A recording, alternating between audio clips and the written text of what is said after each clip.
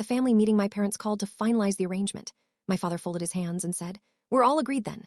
Alina signs the house over to Marcus and his family, and she can find herself an apartment. It's the right thing to do. He has children, and she's alone." 14 relatives nod at me, warm and expectant, and I set a document in the middle of the table and said, "Before I sign anything, I think everyone should actually read the deed. Because there's a name on it, and it isn't the one you all assume.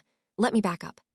My family spent a year running a campaign to guilt me out of my own house. The house I bought, that I paid for, that is mine, because my brother needed it more. I grew up the responsible one. The well my family lowered buckets into.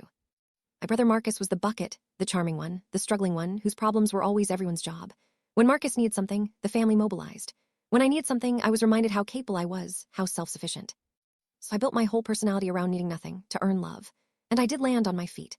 I saved for a decade and bought a small house, my name alone on the deed, renovated with my own hands, weekend by weekend. It was proof that the overlooked daughter had built something for herself.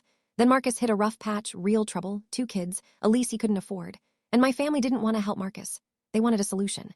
And the solution they landed on was my house. It started as my mother's gentle suggestion. Then it hardened into a plan I'd never agreed to. And the guilt machine ran perfectly. When I said the house was mine, my mother cried that she never raised a daughter who'd choose a house over her niece and nephew. When I resisted, I was selfish, greedy, choosing bricks over children. And it worked. For most of that year, it worked. I lay awake wondering if I really was selfish. I felt myself bending toward the yes I didn't want to give. And my Aunt Rosa took me to lunch and said, "They're doing to you exactly what they did to me, 40 years ago." And she told me about the land she'd been guilted into giving up and the 40 years she'd spent regretting it. Backend index pointing right, full story on the channel, link below. The 2 things my family never checked before planning to move me out of my own home. And what happened at the meeting where they expected me to sign, you have to see.